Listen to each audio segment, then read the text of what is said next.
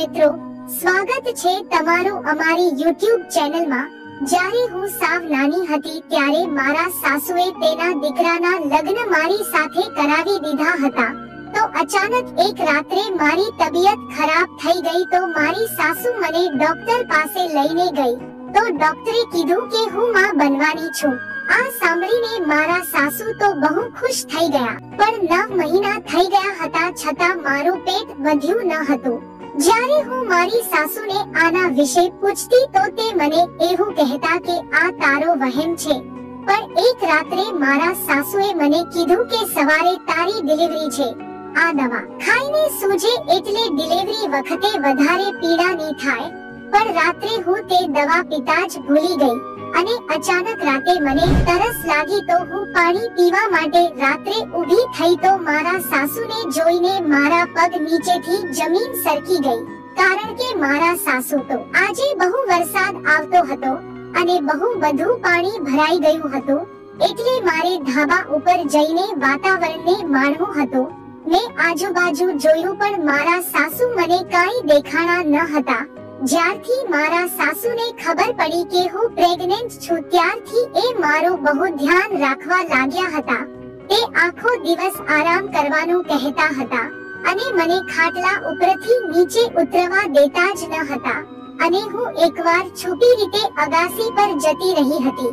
ત્યાં જઈને આજુબાજુ હરિયાળી જોઈને મને શાંતિ થઈ। ત્યાં અચાનક મારી નજર મારા પેટ ઉપર ગઈ। મારી પ્રેગ્નન્સીને આજે 6 મહિના થઈ ગયા હતા છતાં મારું પેટ વધ્યું ન હતું। મને હવે મારા બાળકની ચિંતા થવા લાગી હતી। હું આ વાત મારી સાસુને કહેતી તો તે મને એવું કહેતા કે બેટા તું ચિંતા ના કર, તને શું ખબર હોવાની કે ગર્ભાવસ્થા દરમિયાન 1 મહિનામાં કયા ફેરફાર આવે, આ તારું પહેલું જ બાળક છે, તું ચિંતા ના કર। પણ આમ તો મારી સાસુ બહુ કડક સ્વભાવની હતી, પણ મારી ગર્ભાવસ્થા દરમિયાન તેણે મને ખીજાવવાનું પણ સાફ બંધ કરી દીધું હતું। જ્યારે મારા લગ્ન રોશન સાથે થયા ત્યારે હું 18 વર્ષની હતી। હું જ્યારે સાસરે આવી તો મને મારી માની બહુ યાદ આવતી હતી, કારણ કે એવો એક દિવસ ન હતો કે જે દિવસે હું મારી માંથી અલગ થઈ હોઉં। મને નહોતું સમજાતું કે લોકો દીકરીને આટલી ઉંમરમાં જ કેમ લગ્ન કરાવી દેતા હશે। મારા સાસરિયામાં મારા પતિ, સાસુ અને મારી નણંદ મીના આટલા જ રહેતા હતા। તે મારાથી ઘણી મોટી હતી, એટલે મારી સાસુ મારી નણંદ માટે હવે છોકરા શોધવાનું ચાલુ કરી દીધું હતું। મારે મારી નણંદ સાથે સારું એવું બનતું હતું અને અમે બંને રોજ મસ્તી કરતા હતા। પણ એક દિવસ અચાનક તે મારાથી દૂર રહેવા લાગી। હું તેને પૂછવાની કોશિશ કરતી તો તે જવાબ ના આપતી, પણ મેં મારી સાસુને પૂછ્યું તો તેને કીધું કે બેટા તે હવે મોટી થઈ ગઈ છે, તે હવે થોડી તારી સાથે મજાક મરતી મસ્તી કરતી રહેશે। પછી મેં જોયું તો મારી નણંદ મીનાએ હવે રોજ માથે ઓઢવાનું શરૂ કર્યું હતું। તેને જોઈને મેં પણ હવે માથે ઓઢવાનું ચાલુ કરી દીધું હતું। મારો પતિ રોશન મને હસતા હસતા કહેતો હતો કે તમેને બંનેને અત્યારે જ અક્કલ આવી। મારા લગ્નને 5 વર્ષ થઈ ગયા હતા છતાં મને એક બાળક નહોતું થયું। મારી સાસુ મને બહુ સંભળાવતી હતી કે મેં તો રોશનના લગ્ન તારી સાથે આટલા માટે કરાવ્યા હતા કે મને એમ કે તું અમારું ઘર બાળકોના કલરવથી ગુંજતું કરી દઈશ, પણ અમે તારામાં ભેળવાઈ ગયા। મને મારી સાસુની વાત સમજાતી ન હતી। મેં આ વાત મારા પતિ રોશનને કીધી તો તે ગુસ્સે થઈને સીધા મારા સાસુને ઠપકો આપવા ગયા અને કીધું કે આજ પછી ક્યારે એને આવું ના કહેતા। પછી એક રાત્રે હું અચાનક બીમાર થઈ ગઈ હતી તો મારી સાસુ મને ડોક્ટર પાસે લઈને ગઈ તો ડોક્ટરે મને ખુશખબર આપ્યા કે હું માં બનવાની છું। આ સાંભળીને મારી સાસુ બહુ ખુશ થઈ ગયા હતા। અમે ઘરે આવીને બધાને આ ખુશખબર આપ્યા તો બધા બહુ ખુશ થઈ ગયા હતા। હું મારી નણંદને આ સમાચાર આપવા ગઈ તો તે પૂજા કરી રહી હતી। મેં તેને કીધું કે હું માં બનવાની છું તો તે બહુ ખુશ થઈ ગઈ હતી। મેં વિચાર્યું નહોતું કે તે લોકો એટલા બધા ખુશ થઈ જશે। તે મને કહેવા લાગી કે તમે તમારું ધ્યાન રાખજો, પછી મેં એક એવી વસ્તુ જોઈ કે હું વિચારમાં પડી ગઈ. મારી નણંદ મીના ધીરે ધીરે અગાસી ઉપર જતી હતી અને તેના હાથમાં એક નાનો ફોન પણ હતો. મને એ વિચાર આવતો હતો કે અમારા ઘરે તો સ્ત્રીઓને મોબાઈલ ફોન આપવાની મનાઈ જ હોય છે, છતાં તે મોબાઈલ લઈને અગાસી ઉપર જતી હતી. મેં તેની પાછળ જઈને જોયું તો તે રડતી રડતી કોઈ સાથે ફોન ઉપર વાત કરી રહી હતી અને તે એવું બોલતી હતી કે જો મેં તમારા માટે ખુદને સાફ બદલી નાખી છે, હવે તમે જેમ કહેશો તે હું કરીશ. તમે કહેશો કે ઘરેથી ભાગી જઈએ તો પણ હું તમારા માટે તૈયાર છું. આ સાંભળીને મારા હોશ ઉડી ગયા. મને થયું કે શું મારી આ નણંદ કોઈ સાથે ભાગીને પોતાના પરિવારની ઇજ્જતને સાફ દાવ ઉપર લગાવશે. ત્યાં મારા સાસુ મીનાને બોલાવતા હતા તો તે પોતાના આંસુ લૂરથી નીચે આવી ગઈ. હું પણ જલ્દી નીચે ઉતરીને મારા રૂમમાં જતી રહી. મને હવે પોતાની નણંદ મીનાના જ વિચાર આવતા હતા, કારણ કે તે પોતાના પરિવારની ઇજ્જત ધૂળમાં મેળવવા જઈ રહી હતી. મને હવે તેની બહુ ચિંતા થઈ રહી હતી. મને થયું હતું કે તેને બચાવી લઉં, પણ હું તેને ડાયરેક્ટ કઈ રીતે કહી શકું. પછી મેં વિચાર્યું કે હું મારા પતિ રોશનને આના વિશે વાત કરીશ. મેં રોશનને વાતમાંથી વાત કાઢીને વાત કરી કે તમે હવે મીના માટે છોકરો શોધી લો અને તેના લગ્ન કરી નાખો. તો તે મને કહેવા લાગ્યો કે મારા માં બાપ હજી જીવે છે, એ કરી નાખશે, તું ચિંતા ના કર. તો મેં તેને કીધું કે મારી વાત સમજો, મને મીના બહેનના લખણ સરખા નથી લાગતા. એ કાંઈ ઊંધું પગલું ભરે એ પહેલા તમે લોકો સમજી જાવ તો સારું.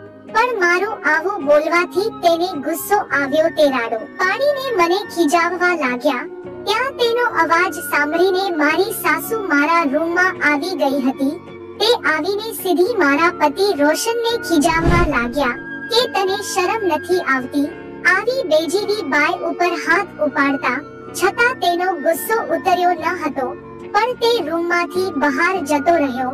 મને થયું કે તે મારી આ વાત સાસુને ના કહી દે તો સારું, નકર મારી સાસુ મને જમીનમાં જીવતી દાટી દેશે. પણ તે અમારા ઝઘડાનું કારણ મને પૂછવા લાગી. પણ મેં તેને કહ્યું કે એ તો અમારી ઔપચારિક વાતો હતી, તમે ચિંતા ના કરો. પછી મેં વિચાર્યું કે હવે મારે ખુદને જ કંઈ કરવું પડશે. મને હવે સમજાઈ ગયું હતું કે મારી નણંદ મીના રોજ આટલી બધી પૂજા કેમ કરતી હતી અને તે અડધી રાત્રે પોતાના રૂમમાંથી બહાર આવી જતી હતી અને તે છોકરા સાથે વાત કર્યા કરતી. મને હવે થતું હતું કે હું મીનાને કેવી રીતે બચાવું, પણ મારા માટે એક બીજી મુશ્કેલી આવવાની બાકી હતી. એકવાર અચાનક મારા ઘરે અમારા ગામની દાયમાસી આવી ગયા હતા. એ દાયમાસી એ હતા કે જે સ્ત્રીને પ્રસૂતિ પીડા થતી હોય તો તે મદદ કરતા હતા. તેણે મારી સાસુને કીધું કે તારી વહુ ગર્ભવતી થઈ ગઈ છતાં તે મને ના કીધું. તો મારી સાસુ કહેવા લાગી કે મને ડોક્ટરે ના પાડી છે કે દાય પાસે ના લઈ જતી. તો મેં સીધું મારું પેટ તે દાય માસીને બતાવી દીધું. તો તે મારી સાસુને કહેવા લાગ્યા કે તારી વહુ ગર્ભવતી લાગતી તો નથી. ત્યાં મારી સાસુ મારી સામુ ગુસ્સાથી જોવા લાગ્યા અને મને કીધું કે તું ચા બનાવીને લેતી આવ. પણ મને મારી સાસુનો આવો વર્તાવો સારો ન લાગ્યો. મને પાછી મારા બાળકની ચિંતા થવા લાગી. તો મારી સાસુ મારા પાસે આવી અને મને રોતી જોઈને મને ગળે વળગી ગઈ. તે મને કહેવા લાગ્યા કે બેટા તું ચિંતા ના કરતી, દાયમાસીએ ગામની ઘણી સ્ત્રીઓના બાળકને મારી નાખ્યા છે, એટલે તું આનાથી બચીને રહેજે. હું તને સવારે ડોક્ટર પાસે ચેકઅપ કરવા લઈને જઈશ. સવારે જ્યારે અમે ડોક્ટર પાસે ગયા તો ડોક્ટર બોલ્યા કે માં દીકરો બંને સહી સલામત છે, ચિંતા કરવાની જરૂર નથી. તો મેં તેને કીધું કે ડોક્ટર જો હું ગર્ભવતી છું તો મારું પેટ કેમ વધતું નથી. તો તેને મારું અલ્ટ્રાસાઉન્ડ કરીને મને રિપોર્ટ બતાવ્યો. ત્યારે મને શાંતિ થઈ. પણ મને હવે મારી નણંદની ચિંતા થતી હતી. તે આખો દિવસ ફોન પર વાતો કરતી હતી. પછી એકવાર તે રાતે અગાસી ઉપર જતી રહી હતી. મેં વિચાર્યું કે તે વળી આટલી અડધી રાત્રે કેમ ત્યાં જતી રહેતી હશે. મને થયું આજે તેને ભાગી જવાનો પ્લાન બનાવ્યો હશે। મેં તરત મારા પતિ રોશનને કીધું કે તમે તમારી બહેનને પકડો, તે ઘરેથી ભાગવાનો પ્લાન બનાવી રહી છે। તે સીધા મને કહેવા લાગ્યા કે તે હાલમાં ક્યાં છે। પછી હું તેને અગાસી ઉપર લઈને ગઈ તો મારી નણંદ ત્યાં ભગવાનનો ફોટો રાખીને માળા જપતી હતી। તો તે રોશન મારી સામે ગુસ્સાથી જોવા લાગ્યા। ત્યાં કોકનો અગાસી ઉપરથી નીચે કૂદવાનો અવાજ આવ્યો। મારો પતિ જેવો ત્યાં જોવા ગયો તો ત્યાં કોઈ ન હતું। પછી મારી નણંદ મને કહેવા લાગી કે ભાભી તમે મારી પાળેલી બિલાડીને ભગાડી દીધી।